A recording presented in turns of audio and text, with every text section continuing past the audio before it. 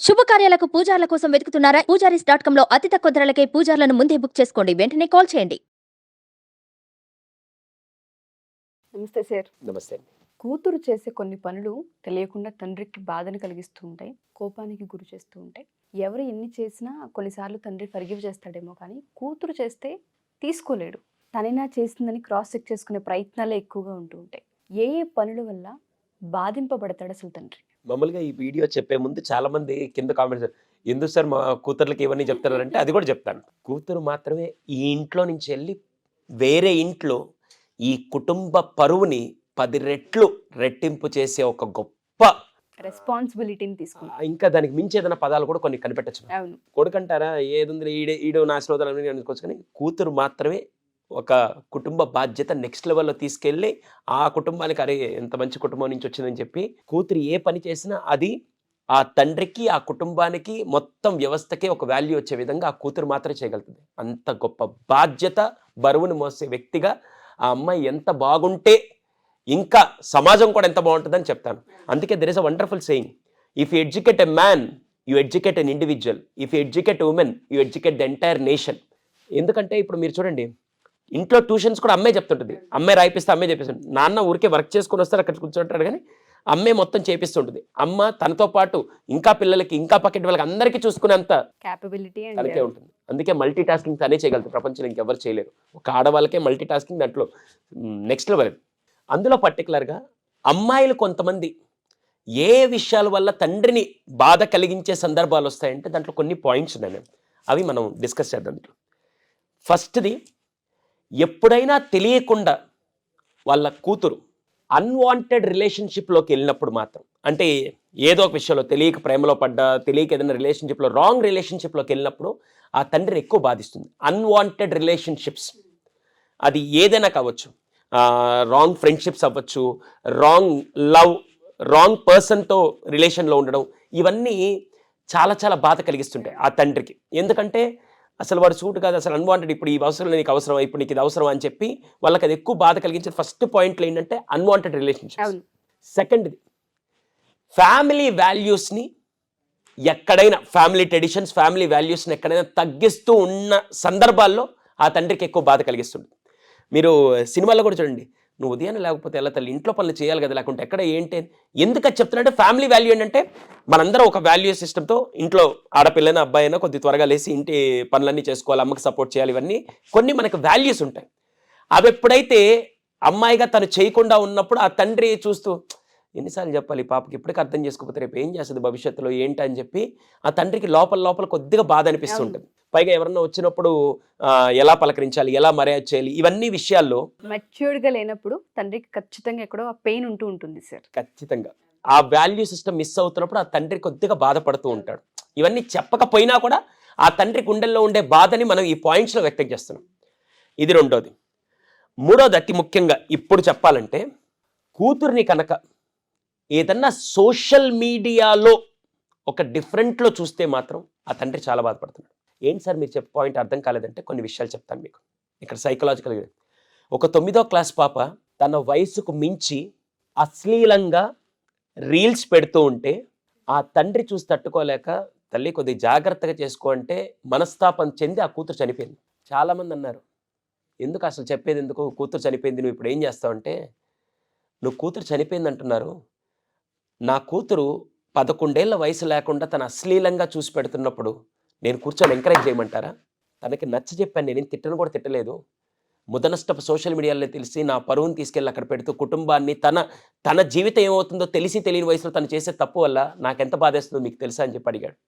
అంటే ఇక్కడ సారీ, తను తీసుకున్న నిర్ణయం తప్పది, ఈయన చెప్పడం మాత్రం 200% రైట్. తను తీసుకున్న నిర్ణయం తప్పది, చెప్పకపోతే రేపటి రోజున ఏముంది? తండ్రి కాకపోతే ఇంకెవరు కరెక్ట్ చేస్తారు కూతుర్ని? ఒకవేళ నేను ఇప్పుడు మిమ్మల్ని చూసే వాళ్ళందరినీ అడుగుతున్నాను, మీరు నిజాయితీ ఒకసారి కామెంట్ సెక్షన్ రాయండి.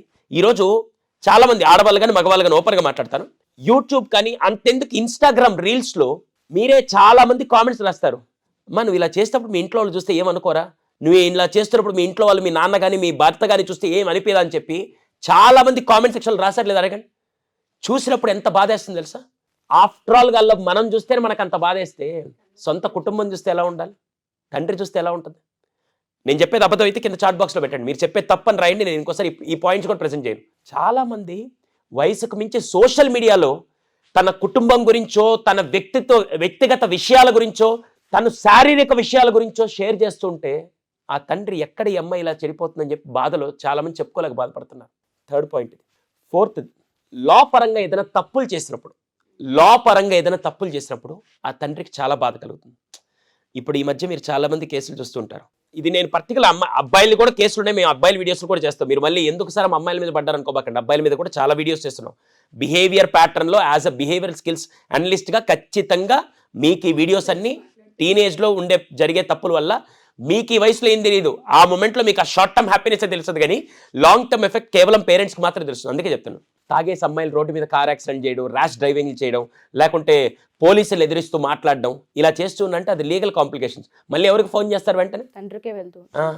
నా కూతురు ఇప్పుడు ఇంకా కాలేజ్ చదివే టైంకి ఇదంతా ఈ రచ్చంతా ఏంటి అసలు, రేపు ఎలా ఈ అమ్మాయి ఏం చేస్తుందని చెప్పి ఆ బాధ తెలియకుండా లీగల్ ఇష్యూస్లో ఇరుక్కున్నప్పుడు ఖచ్చితంగా అది బాధేస్తుంది. These are the 4 points. ఈ సందర్భాలు ఇంకా కొన్ని ఉన్నాయి మేము. ఇంకోటి, డిస్హానెస్టీ, నిజాయితీగా లేకపోతే ఆ తండ్రికి చాలా బాధేస్తుంటుంది. చాలా సినిమాల్లో కూడా మనం చూస్తుంటాం, నాన్న ఎక్స్ట్రా క్లాస్ ఉంది మళ్ళీ వస్తానని చెప్పి వెళ్ళిపోతుంటే, ఎక్స్ట్రా క్లాస్ లేదు అని తనకు తెలిసిందనుకో, కూతురుని అడగలేక ఏం జరుగుతుందో తెలియక ఆ తండ్రి పడే క్షోభ ఇంకోలాగా ఉంటుంది. ఏదో ఒక విషయంలో చిన్న చిన్న అబద్ధాలు మీరు చెప్తున్నారు, ఆ అబద్ధాలు చెప్పే కూతురికి తను చెప్పేది తండ్రిని దాచుతున్నానని చెప్పి అనుకుంటుంది, కానీ ఆ కూతురు చెప్పేవి నిజాలు కాదు అబద్ధాలని తెలిసినప్పుడు కూతురుని అడగలేక, అడిగితే కూతురు ఎక్కడ బాధపడుతుందని చెప్పి మనోవేదన గురి అయ్యే తల్లిదండ్రులు చాలామంది ఉన్నారు, పర్టికులర్గా తండ్రి. డిస్హానెస్టీ. ఇంకోటి, ఈ పాయింట్ చెప్తున్నాను ఏమనుకోకండి, ఈ జనరేషన్లో ఇప్పుడు పరిస్థితుల్లో ఇదే మెయిన్గా మా దగ్గరికి వచ్చి మా అమ్మాయి కొద్ది కౌన్సిలింగ్ ఇవ్వండి సార్ అని. ఎందుకంటే తెలిసి చేసిన తప్పుల్లో నా కూతురుతో పాటు కుటుంబం అంతా బాధపడుతుందంటే దానికి కారణం ఏంటంటే అన్వాంటెడ్ ప్రెగ్నెన్సీ. అన్ఎక్స్పెక్టెడ్గా వీళ్ళు చేసిన తప్పులకి, జరిగే పరిణామాలకి కుటుంబం తలదించుకుంటూ మా దగ్గరికి వచ్చి, మేము డాక్టర్ దగ్గరికి వెళ్ళొచ్చాం సార్, కానీ ఇక్కడ మీకు కొద్దిగా సైకలాజికల్ దానికి స్ట్రెంగ్త్ ఇవ్వండి అని చెప్పి తీసుకొస్తుంటే ఇది ఇంకా బాధ కలిగిస్తుంది. నెక్స్ట్ది, ఎడ్యుకేషనల్ ఫెయిల్యూర్స్ ఎవరైనా ఉంటాయి. లైక్ వీళ్ళని చదవమని పంపించినప్పుడు చదువు అనుకున్నంత స్థాయిలో చేయకుండా, అసలు అమ్మాయిల్ని చదివించడం వేస్ట్ అనుకునే జనరేషన్ నుంచి ఈరోజు ఏమైనా పర్లేదు చదివించాలి అనుకునే స్టేజ్కి వచ్చినప్పుడు ఈ పిల్లలు ఆ చదువుని పక్కన పెట్టి చిన్న చిన్న విషయాలకి ఎక్కువ ధ్యాస చూపిస్తూ ఆ చదువు దృష్టి పెట్టకుండా జీవితాన్ని ఎటో తీసుకెళ్ళిపోతుంటే ఆ తండ్రికి ఎక్కువ బాధ కలుగుతుంటుంది. ఇది 7th point. Last ma'am 8th point, financial mismanagement. నాకు తెలిసి మన జనరేషన్లో కానీ దాని ముందు జనరేషన్లో కానీ ఇంటినంతా నడిపించే శక్తి వరకు ఉందంటే ఆడవాళ్ళకి మాత్రం ఉంది. పోపు డబ్బాల్లో దాచి మరి ఆ కుటుంబానికి కష్టం వచ్చినప్పుడు తన పోపు డబ్బాల్లో డబ్బులన్నీ ఇచ్చి ఆఖరికి తన ఒంటి మీద బంగారాన్ని పెట్టి మరీ భర్తకి సహాయంగా ఉండే శక్తి నాకు తెలిసి ఆడవాళ్ళకి ఇచ్చారు భగవంతుడు. అన్ని కష్టాలని ఈ రోజుకి మిడిల్ క్లాస్ ఫ్యామిలీలు బతుకుతున్నాయంటే భర్త సంపాదన మీద కాదు, భార్య ఖర్చు పెట్టే విధానం మీద. అర్థమైందా? అలాంటిది ఈ ఆడపిల్లలు వెళ్ళి ఆ డబ్బుల్ని దుబారా ఖర్చులు చేస్తూ ఉంటే, ఏంట్రా ఈ అమ్మ ఇప్పుడే దుబారా ఖర్చులు చేస్తుంటే భవిష్యత్తులో ఎలా చేస్తుందరా అని చెప్పి తెలియకుండా లోపల అది బాధ చాలా చాలా బాధ కలిగిస్తుంటుంది. ఈ కొన్ని పాయింట్స్ అందులో పర్టికులర్గా ఆడపిల్ల యొక్క తండ్రికి ఆ కూతురు కనుక ఇలాంటి విషయాలు చేస్తూ ఉంటే తండ్రి లోపల ప్రపంచాన్ని చెప్పుకోలేక, కూతురుని అడగలేక, భార్యగా చెప్పలేక, ఎవరికి చెప్పుకోలేక లోపల మదన పడుతూ కుంగి కుసించి బాధపడుతున్న సందర్భాల్లో మీకు కొన్ని విషయాలు మాత్రమే చెప్పాను. దయచేసి నా తోబుట్టువులు కాకపోయినా చెల్లెతో సమానమైన పిల్లలందరికీ నేను ఒకే ఒక విషయం చెప్తాను. ఈ విషయాలను ఒక్కసారి గమనించి, ఒకవేళ మీరు ఎప్పుడైనా తెలియక ఇలాంటి విషయాల్లో పొరపాట్లు చేస్తున్నారు అనిపిస్తే ఒక్కసారి తండ్రితో కూర్చొని మాట్లాడండి. ఈ ప్రపంచంలో ఆయన్ని మించిన దైవం నాకు తెలిసి ఇంకోటి ఉండదు. తెలిసి ఏ తండ్రి తప్పు చేయడు. ఒకవేళ మీ విషయంలో ఏదైనా జరగడానికి జరిగితే కూర్చొని చెప్పడానికైనా ప్రయత్నించండి, కానీ ఆ తండ్రిని మోసం చేయాలన్న విషయం మాత్రం దయచేసి తీసుకురాకండి.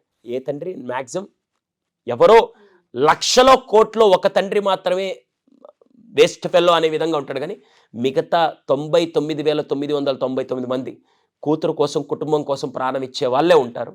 అటువంటి వాళ్ళే ఈరోజు మీకు తండ్రి రూపంలో మీ ఇంట్లో ఉన్నారు. ఆ తండ్రి మాత్రం కొద్ది జాగ్రత్తగా చూసుకోండి. ప్రతి ఆడపిల్లని కూడా ఒక పరువుగా భావిస్తూ ఉంటాడు తండ్రి. ఇందుకోసం మీరు ఇందాక స్టార్టింగ్లో కూడా చెప్పారు, ఒక కుటుంబం నుంచి ఇంకో కుటుంబానికి వెళ్ళి ఆ కుటుంబ పరువుని 10 చేసే శక్తి ఒక ఆడపిల్లకు మాత్రమే ఉంది. అందుకే సార్ ఆడపిల్లల సిరీస్ అంతగా తీసుకొని జనరేషన్కి ఎడ్యుకేట్ చేస్తున్నాం మనం.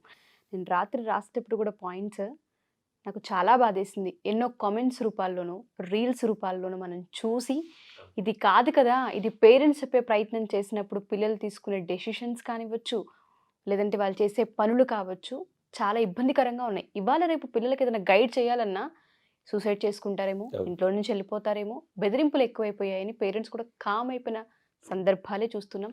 తండ్రులు నలిగిపోతున్న సందర్భాలే చూస్తున్నాం. ఈ వీడియో చూసిన ప్రతి ఆడపిల్ల ఒక్కసారి క్రాస్ చెక్ చేసుకొని, మేము వీటిల్లో ఉన్నామా, మా తండ్రి చెప్తే మేము వినలేదా అని స్మరణ చేసుకునే ప్రయత్నమే ఈ videos sir. Thank you sir. ఖచ్చితంగా మీకు ఒక లాస్ట్ పాయింట్ చెప్తాను. నేను ఇందాక ఎందుకు ఆ డైలాగ్ చెప్పానంటే కుటుంబ భారాన్ని మోస్తుందని.